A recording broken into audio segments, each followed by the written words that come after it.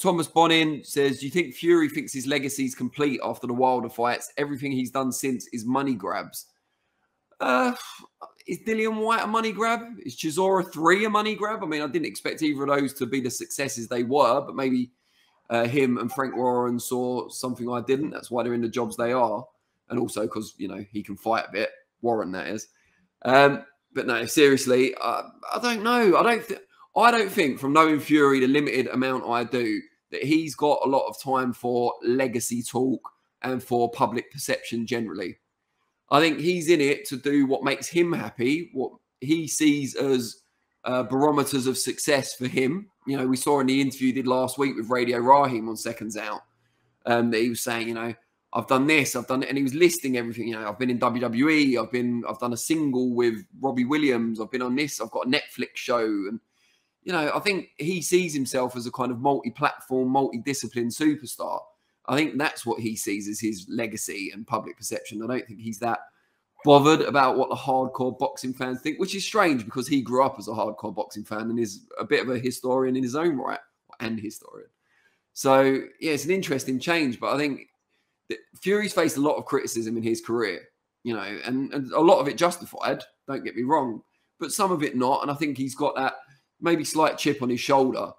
And I think now people hating him even for justified reasons, he's not going to be that bothered. I think he's making plenty of money. He's very recognisable and famous. And I think those things matter to him a bit more than the respect of a minority of hardcore boxing fans. Because I think casual fans have got plenty of respect for him. I think Anthony Joshua's helped that in a way by losing twice to Usyk. Because I think, you know, while he's been losing, Fury's been winning and filling up stadiums. And to a casual eye or a casual perception, it looks like he's the number one attraction, doesn't it? And there is a case for him to be, although I think Canelo would have something to say about that on a global scale. The Suff says, surely nothing wrong with fighting for money. Yeah, I mean, I think Fury and to an extent Frank Warren as well have been quite open about the fact that they wouldn't use the term cash grab, but that it's a huge event. It'll open doors for them to work more in Saudi Arabia, which is where all the money is at the moment. And there is, you know, it's supposed to be a crossover spectacle. It's supposed to make a lot of money. No one's, well, I don't say no one, but not too many people, even in the inner sanctum, are saying this is going to be a competitive fight. Ian Watson says, Andy Ruiz Jr. versus Luis Ortiz was a very competitive fight.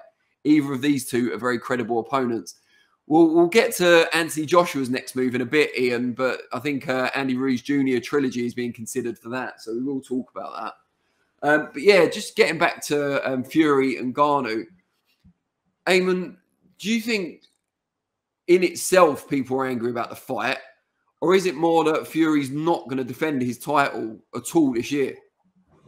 No, I don't think particularly people have any ill will towards the fight and ill will towards the feeling that, look, you're a boxer, you've got limited career, especially in the heavyweight division of all divisions when we're talking about this sort of idea. That when you're taking the biggest licks in the division, and let's not forget, Tyson Fury has taken the biggest lick you can take in this division, getting off of the canvas against Deontay Wilder. No one's going to begrudge you from making as much money as possible that you can make when the time is right. And that's what Tyson Fury is doing right now. That's what he's doing in WWE. Ayman, sorry, I hate to interrupt you, and I will let you finish your point in a moment, but it's a bit of an historic moment for SO Live. We've got our first super chat. I can scarcely believe it. Thank you. WM Boxing Views. I feel like I should read this out in a special accent or something. You know, you paid for the privilege. Fury is a... oh, hold on. Yeah, this is where it gets harder. Fury is a disgrace to UK boxing. Fury knows that Usyk is a very difficult fight and has priced himself out accordingly. Well, WM Boxing Views, I do not necessarily endorse that, but I do endorse the fact that you've paid to say it. Thank you very much. Ayman, back to you. Yeah, look, I appreciate the contribution to WM Boxing Views, and I'll try to respond to that quickly. I'll just get my point off just then. Yeah, so I was just saying, look, Tyson Fury has taken the biggest licks in the division. So he's someone who's felt the dangers and the pitfalls and rose from those pitfalls in the division. When he's fought the likes of Deontay Wilder 3 times, no less, when other fighters in the division have talked about fighting Deontay Wilder and haven't fought Deontay Wilder. I think Fury is very savvy, a very savvy fighter. who knows how to market himself as a businessman and not have the tag of being a businessman, and can point the tag of being a businessman to other fighters in the division too. Very key. But in terms of key decisions in his career, he's always been on the right path. You know, he's always someone who's backed his boxing ability. And I think that's the key to the decision here, is that he thinks he's head and shoulders far above the rest of the competition. And for a lot of people, including myself, I think very much he is. He definitely is head and shoulders above a lot of the competition. We'll see what Oleksandr Usyk has to say to that. And he does have a big claim against that. But he was the one who was willing to go and put himself in the position against Vladimir Klitschko, was so confident he beat him resoundingly, barely even took a punch. Then had the stuff outside the ring, came back. No one wanted to face Deontay Wilder. He said, Deontay Wilder, I'll take you on. Got back into shape. For my eyes, beat Deontay Wilder, got a draw, got a rematch, beat him resoundingly the second time, beat him resoundingly the third time. He's happy to wait because he feels he's so good, he can wait. He can milk the money, then have the fights, maybe let his opponents get a little bit older as well too, because time's on his side as well. That little bit helps too, but because he's so good, he can come back to it and he can beat him. That's what I think he's thinking, and that's if he's thinking that way, then he's well within his rights to do so, and it sounds like he's on the right path too, as he has been throughout his career. Yeah, I mean, let's be honest. When Floyd Mayweather was in his pomp at 147 pounds, he wasn't fighting world beaters every time. You know, he had fights with the likes of Robert Guerrero, Andre Berto, Victor Ortiz. You know, they're good fighters, but they're not great fighters. They're not elite challenges for Mayweather. He didn't fight Pacquiao until years too late as well. And that's no slight on Mayweather. I happen to believe he would have beaten Pacquiao prime for prime.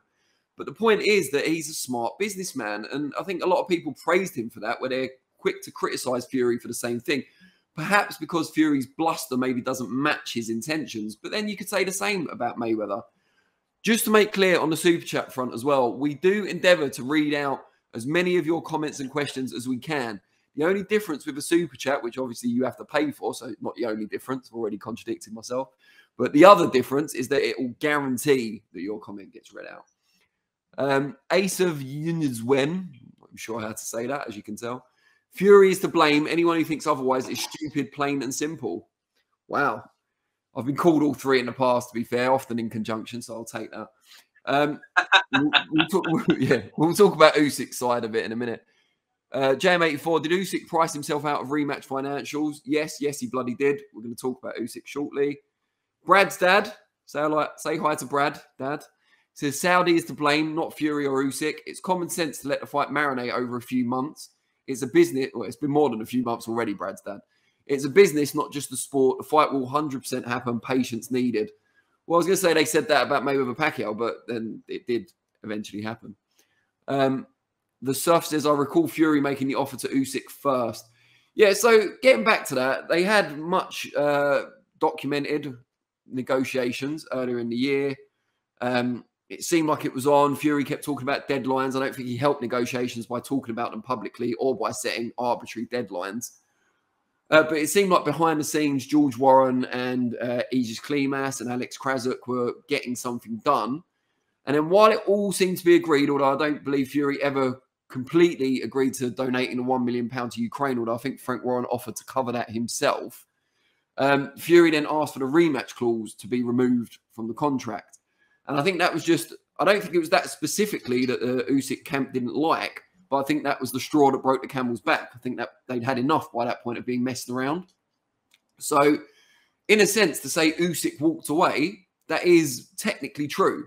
You know, I think we've got a headline still on the channel from Krasuk just afterwards, an interview that I did. And he said there, we were the ones that walked away. So that's not under dispute, but it's why they walked away. It's like when people talk about pricing yourself out of a fight. It might be the other party that ultimately makes the decision to call off negotiations. But if you've asked for an amount that you know you're never going to get, effectively it's you playing that power hand.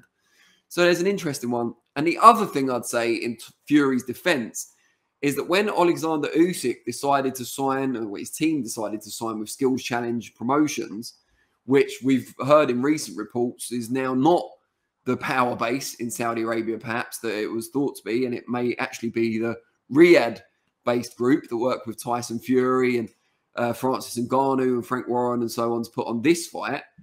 you know, maybe that was a mistake in hindsight. They were involved in helping set up the defense against Daniel Dubois. But that was supposed to be this big kind of route into the Saudi market. And I remember at the time, Fury and Warren making a big deal of it, saying, well, this is going to make it even harder to make the Fury fight now because they're both going to be with different groups in that region. And then they'll have to negotiate. It's just an added complication. And I thought maybe they're just using that as an excuse for when the negotiations break down the next time. But now, when we see the problems with with Joshua and Wilder, which we're going to talk about shortly, maybe they had a point. Maybe signing with Skill Challenge Promotions made this fight less likely. So I think there is fault on both sides. I think it's not unfair to give Fury the lion's share of it because he's talked about it more publicly and he's said all the big things about how easy a fight it is. So then it makes it more risible when he you know, seemingly doesn't want that fight. He's been quite open last week with Radio Raheem saying he's more interested in the glitz and the glamour and the big spectacles than not as in big glasses, but the big events that are going on rather than the traditional boxing matches, even if it involves Undisputed. I think he said publicly he doesn't care about Undisputed. I think there's probably a bit of creative license in that comment. But yeah, I mean, I think there is fault on both sides. What are you saying, Ayman? No, I think what it is as well is like also there's not an underlining of Tyson Fury saying or demanding that undisputed fight in this Ngannou build-up as well. It's kind of been, I think, a written journalist kind of said to me when I spoke to him on the phone and said, Fury did say to me he's definitely still interested in getting the undisputed fight over the line. So he does want it. There is the intention there. And boxing fans are kind of frustrated that that line isn't being pushed out to us guys behind the cameras as well, to us reporters on the scene on a weekly. Fury kind of, when the cameras turn on, that undisputed talk kind of goes by the wayside. And because that's not being underlined by him, they're also thinking, all right, well, he doesn't care then. He absolutely doesn't care. So he's the more vocal one. We obviously see a lot less of Oleksandr Usyk than we do see of Tyson Fury. So it's much easier to point the finger at the person that we're seeing in front of us than the one who's been behind the scenes, and we get to see little clips of him training and demanding fights and such every so often. So it's a lot easier to kind of poke the finger at him than it is Tyson Fury. So, but again, he should, I guess, as well, just as much, he should also be keeping the idea of the undisputed fight in the rhetoric, in the sphere of this fight or exhibition, whatever it is, with Ngannou too. Just going back to WM Boxing Views' point as well, saying, the Usyk fight is very difficult and price himself out accordingly too. Well, the thing is as well, like an undisputed heavyweight fight, which doesn't roll on very regularly. What is this, like 20 plus years since an undisputed heavyweight champion, or at least a British one, whatever the statistic is.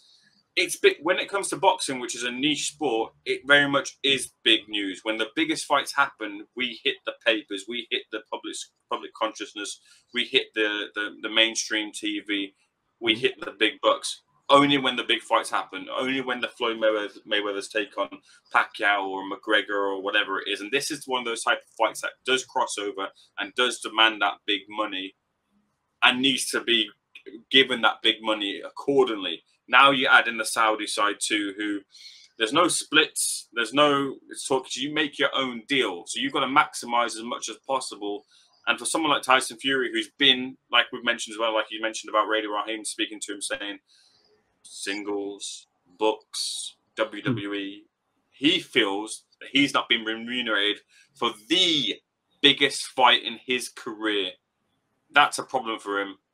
I guess it's so hard to say when it's like, we don't get the full details. We don't really have an actual finger on the point of how much he is actually worth. So it's difficult to say what that actual line is for him to take a fight on his side.